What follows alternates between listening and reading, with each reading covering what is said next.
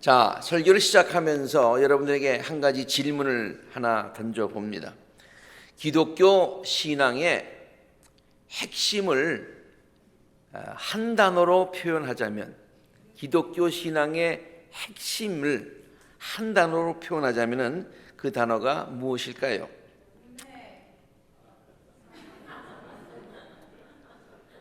예,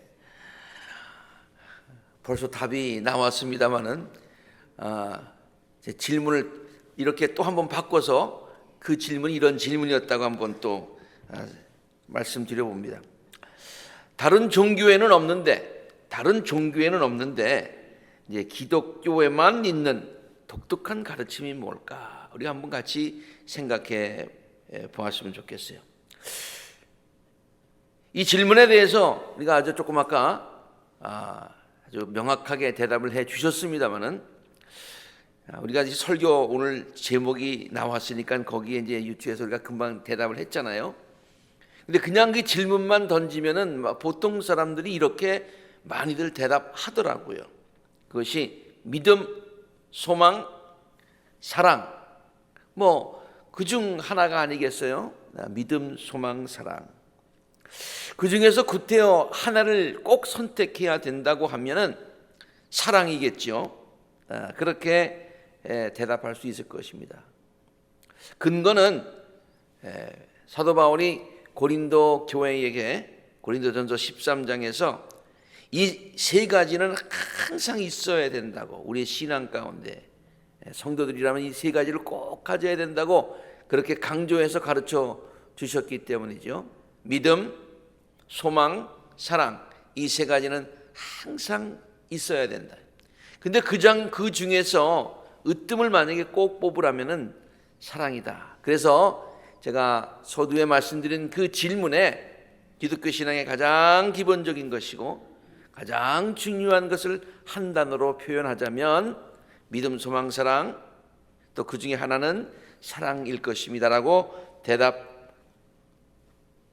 분들이 많습니다. 물론 전혀 틀린 대답이 아닙니다. 또 근거가 없는 얘기도 아니지요. 그러나 기독교 신앙을 잘 표현하는 말로 우리가 대표를 한다 그러면은 그런 것들이 가능하겠지만은, 그러나 다른 종교에는 없는, 다른 데는 없는 것, 우리만 갖고 있는 이 말에는 조금 지금 믿음, 소망, 사랑 이 세 가지를 얘기한다는 거 하는 것은 조금 안 되는 것 같아요. 왜냐하면은요, 모든 종교에서 믿음이라고 하는 것은 기본이잖아요. 우리뿐만이 아니라 다른 데서도 무슨 믿음, 다른 종교에서는 신심 이런 말로도 씁니다만은 그 믿음이라는 걸 다 강조하고 있어요. 또 소망이라고 하는 것도 우리도 하늘에 소망을 두고 영생에 대한 소망이 있습니다만은 다른 종교에서도 다른 말로 표현합니다만은 내세에 대한 그 소망을 갖고 있어요. 또 모든 종교 사랑이라고 했는데요. 그 사랑도 다른 말로 사랑, 자비, 이런 것들로 해서 그 자기들이 갖고 있는 그 신앙의 중요한 덕목 중에 하나로 사랑을 강조하고 있어요. 그러니까 믿음, 소망, 사랑, 그것이 우리 기독교 신앙에도 중요한 것이긴 합니다만은, 우리 기독교 신앙을 잘 표현하고 있긴 하지만은, 그러나 다른 종교에는 없는데 우리만 갖고 있다 그렇게 주장할 수는 없다, 그런 얘기죠. 이해가 되시죠? 그러면 서두에 하였던 다른 데는 없는데 우리만 갖고 있고 그것이 우리들의 신앙을 가장 잘 대표하고 성경 전체를 한마디로 요약하자면 이 단어다라고 하는 것이 무엇일까? 그것이 아까 여러분 대답하신 것처럼 시작, 은혜. 다시 한번 우리 성가대만 말고 다 같이 시작, 은혜라고 하는 그런 단어입니다. 은혜라고 하는 것 우리는 늘 많이 써서 익숙합니다만은, 그리고 은혜의 그 교리에 늘 익숙해요. 그렇지만 사실 살펴보면은, 자세히 보면은 다른 종교에는 없는 개념이에요. 생각할 수가 없어요. 왜? 말이 안 되니까. 말이 안 되는 것 같으니까. 어떻게, 은혜라고 하는 것은 뭐예요? 가장 좋은 것을 아무런 값도 치르지 않고 그냥 누리게 된다, 그런 얘기거든요. 근데 어떻게 그렇게 가능하겠냐? 네.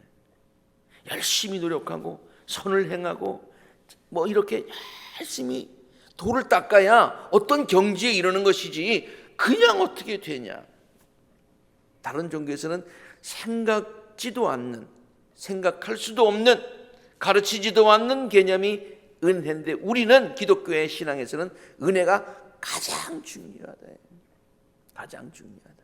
왜? 우리는 노력해서 얻을 수가 없는 거니까. 노력해서 얻을 수만 있다면 노력하지요. 근데 아무리 노력해도 그것을 얻지 못하는데, 그 좋은 것, 가장 좋은 것이 우리에게 그저 주어진다고 하니까 이것이 굿뉴스, 은혜가 되는 것이죠. 뭐 어느 신학자의 이야기를 인용하지 않더라도 많은 사람들이 이런 얘기를 했고요.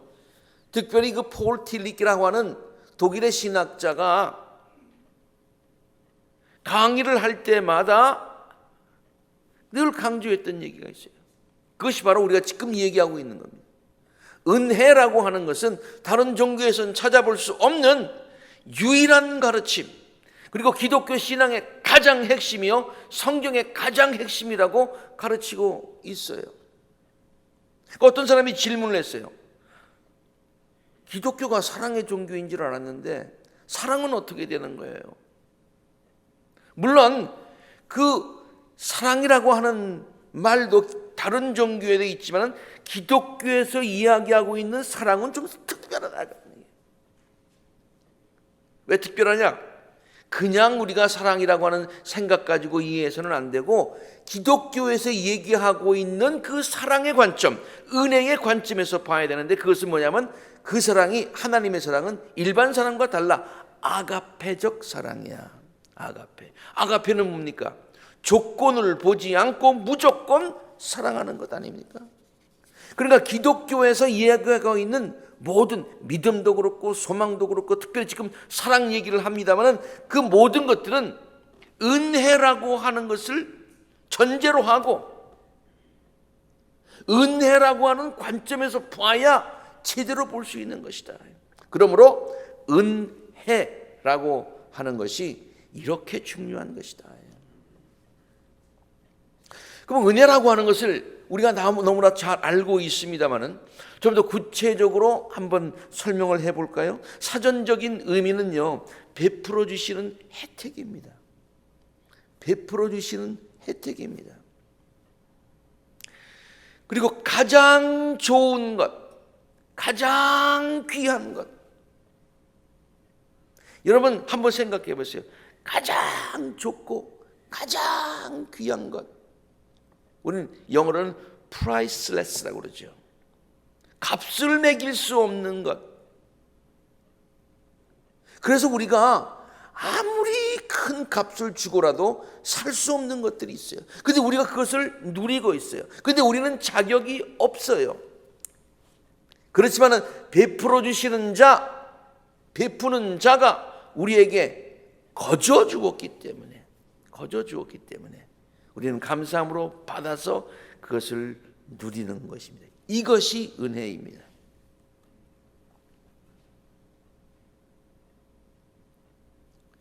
사실 모든 사람들은, 우리 모두는요, 이러한 하나님께서 주시는 은혜를 누리고 살고 있어요.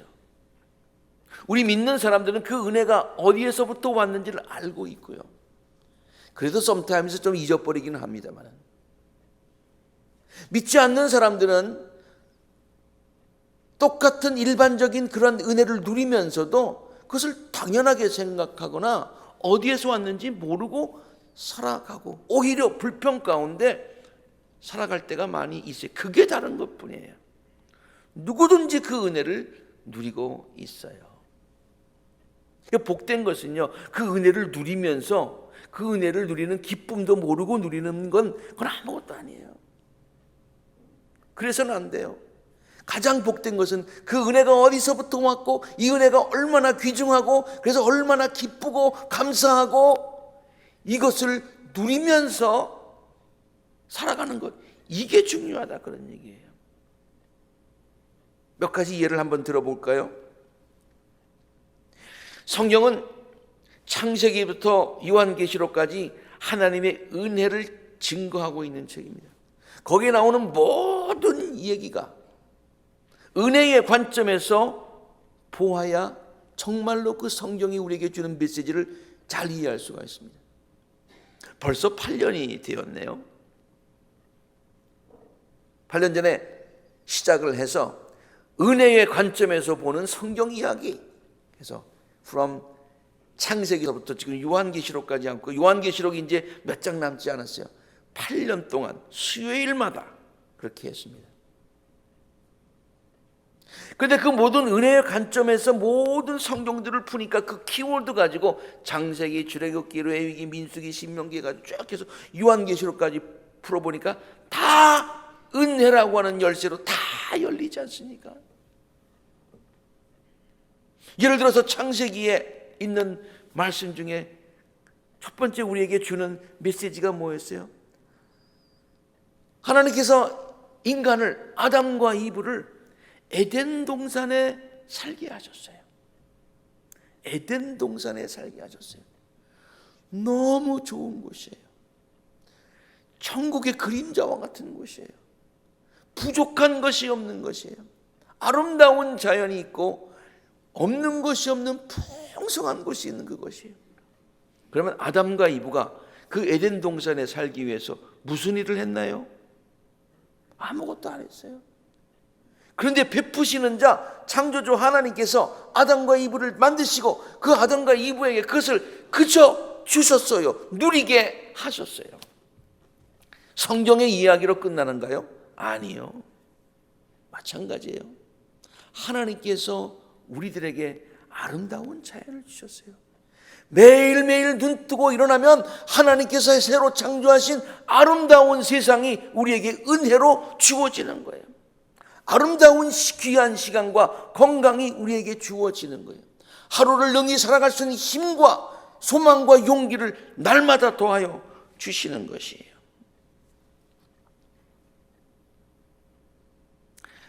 하나님이 지으신 아름다운 자연을 볼 때마다 정말 감탄사가 저절로 나옵니다.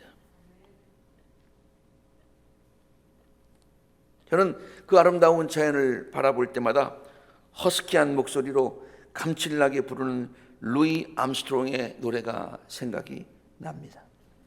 외우지는 못해서 그냥 흥얼거립니다만 그 가사가 무엇인지는 잘 알고 있어요. 제목 자체가 감탄문이에요. What a wonderful world. 영어의 감탄사가 what 이렇게 하잖아요. 그렇죠? What a wonderful world. 얼마나 아름다운 세상인가, 그런 얘기예요.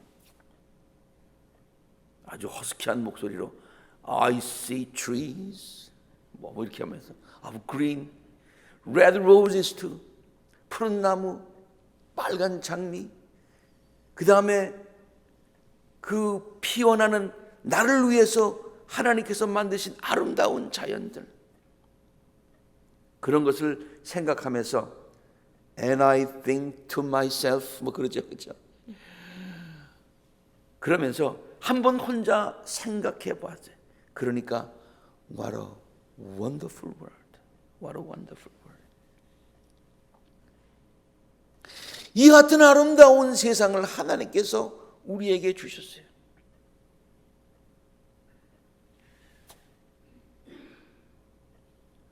손주들을 키우다 보니까 그 아이들 노래를 많이 듣게 되고, 그 옛날에는 그냥 불렀는데 그 가사 하나하나가 참 아름다운 시다, 참 좋다, 그런 것을 가끔 느끼게 됩니다.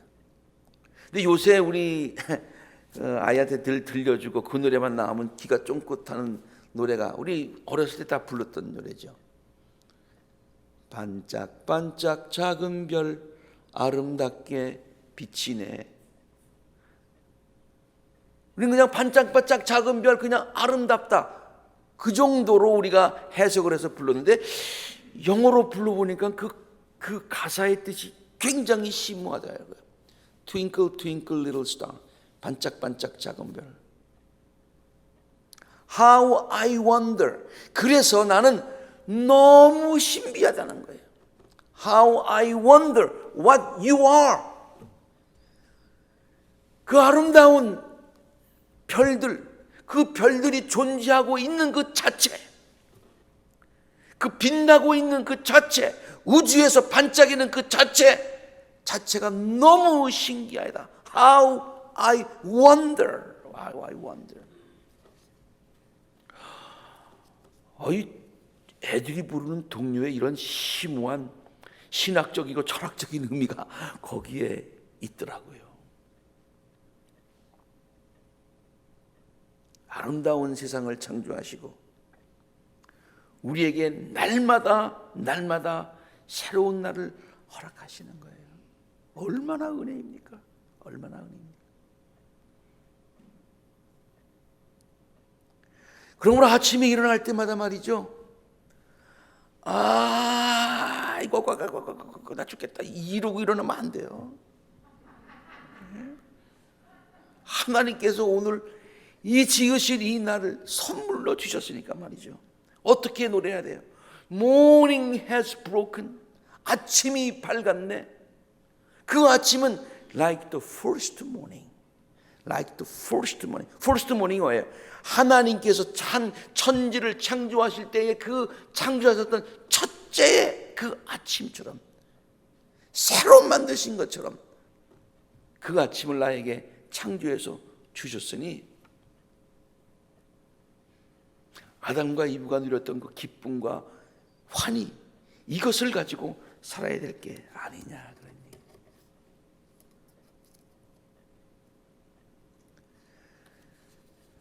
대학 시절에 영어 성경 공부반을 다니면서요, 그 노래를 기타 치면서 제가 인도도 하고 노래도 부르고 그랬는데, 우선 그 노래가 자꾸만 생각이 나요. 하나님께서 아름다운 자연을 주시고 매일 아침마다 하나님께서 나에게 이 선물로 주셨는데, 그런 생각을 하면서 아침마다 그냥 이렇게 입으로 흥얼거리며 부르는 노래가 있어요.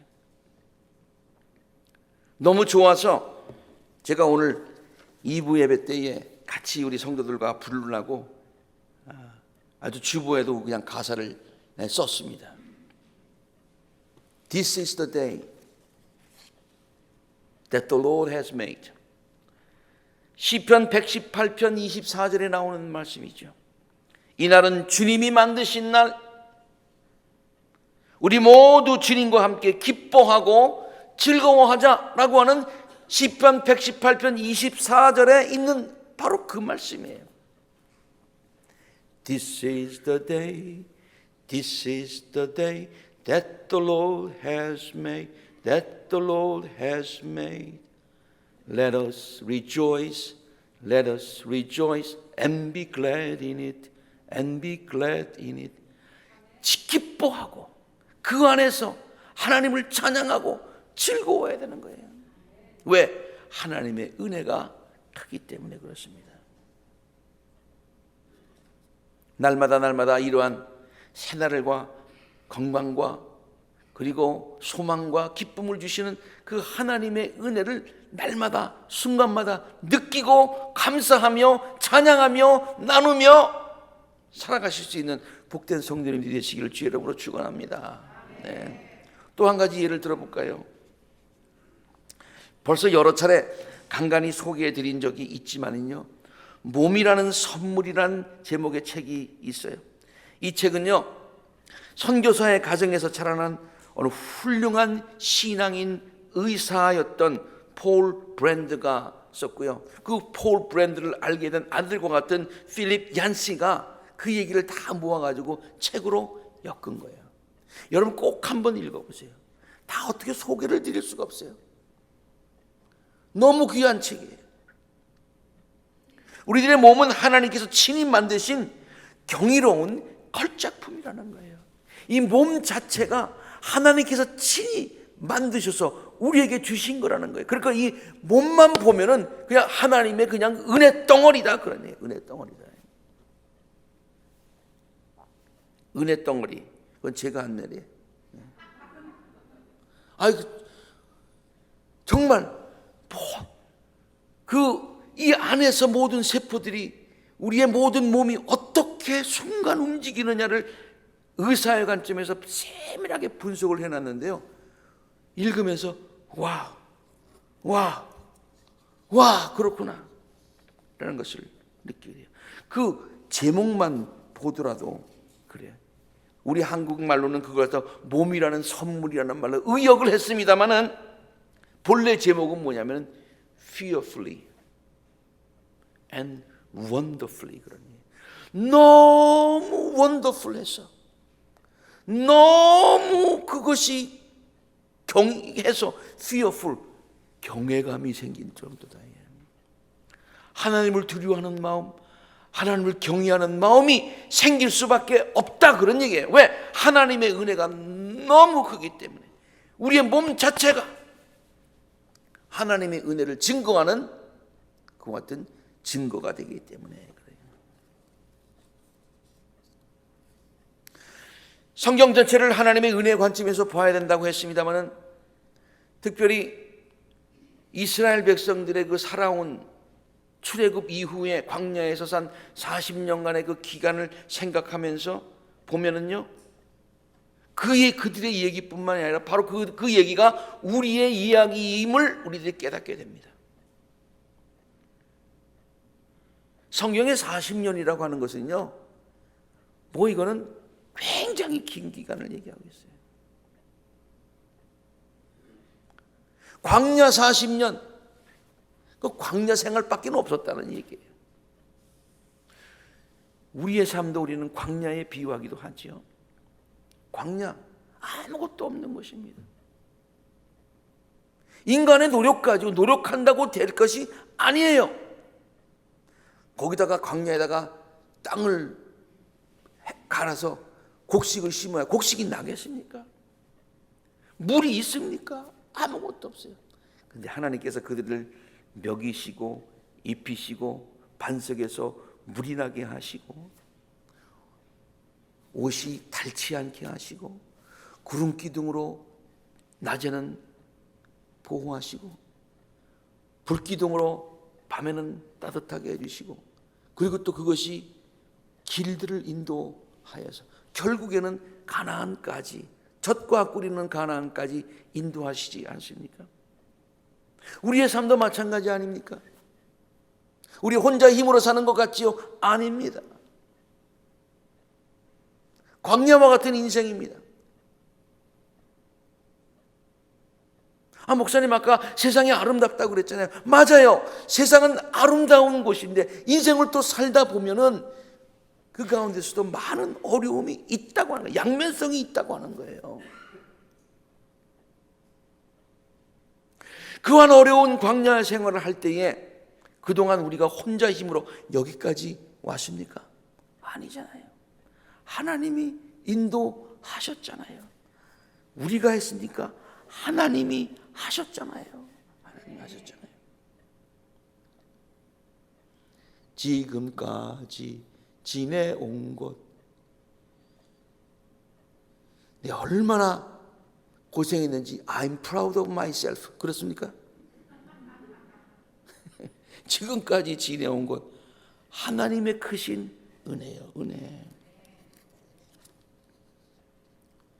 하나님의 은혜가 우리들의 삶에 구석구석 미친다고 하는 얘기를 제가 지금까지 세 가지 관점에서 말씀을 드렸는데 하나는 하나님께서 우리에게 아름다운 세상을 주셔서 우리가 살아가고 있는 이곳이 하나님의 은혜고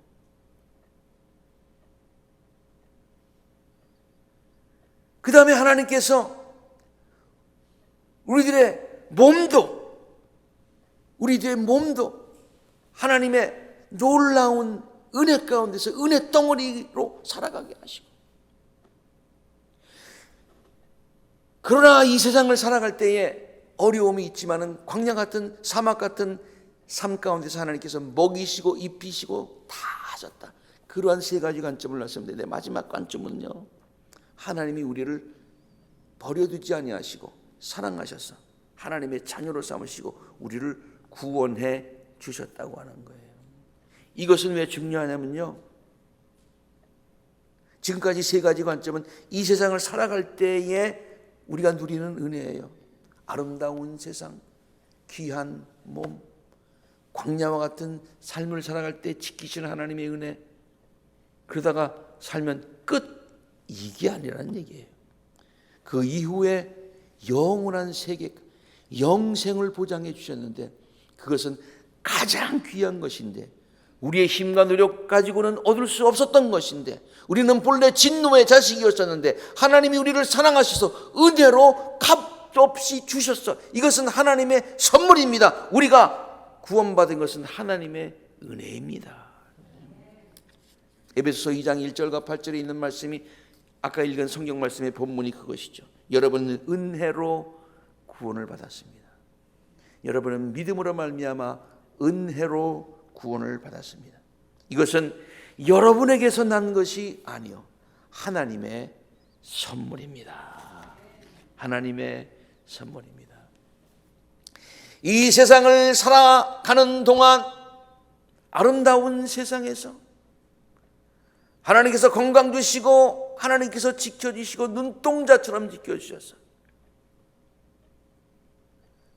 어려움이 있을지라도 광야길을 갈 때 하나님께서 먹이시고 입히시고 보호하시고 지금까지 살게 하시다가, 이 세상을 살아가면서 천국의 소망을 가지고 잇대어서 살아가게 하시다가, 연결되어 살아가게 하시다가, 지금 이후에는 우리에게 영원한 생명을 선물로 주신다.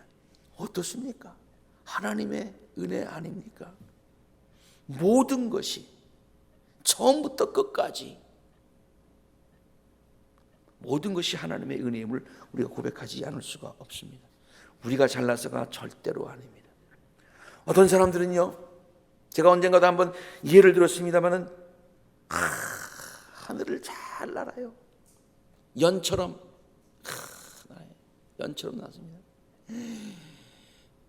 아주 그냥 높은 자리에서 권력과 또 모든 것들을 누리면서 야 신난다, 나 신난다, 더 높이 날자, 더 높이 날자 납니다. 혼자 나는 것 같아요. 혼자 지금까지 살아온 것 같아요. 그런데 사실은 줄에 연결이 되어 있는 거예요. 우리가 지금까지 이렇게 살아오고 우리가 높은 창공에서 날 수 있는 것은, 아름다운 세상에서 살 수 있는 것은, 지금까지도 건강 중에 살 수 있는 것은, 오늘도 하나님의 은혜 가운데서 살 수 있는 것은 우리가 나를 수 있기 때문이 아니에요. 우리의 줄이 하나님의 은혜의 줄로 묶여 있기 때문인 줄로 믿습니다. 아멘. 그 사실을 잊지 말아야 돼요. 그리고 우리를 은혜의 줄로 묶어주신 하나님 앞에 늘 감사해야 돼요. 주의 귀한 은혜 받고 일생 빚진 자 되네. 주의 은혜 사슬 되사 나를 주께 매소서. 주님 계속해서 저를 은혜의 줄로 붙들어 주시옵소서. 하나님의 은혜가 아니면 내가 서지 못합니다. 담비 예배 가가지고 배운 찬송이 하나 있어요. 은혜 아니면 서지 못하네요. 그 노래가 곡조도 좋지만 얼마나 마음 가운데 와닿는지 몰라요. 나중에 한번 들어보세요. 은혜 아니면 서지 못하네, 찬송 있잖아요. 부르고 또 부르고 후렴 부분이 강조돼서 자꾸만 반복돼서 나오는데요,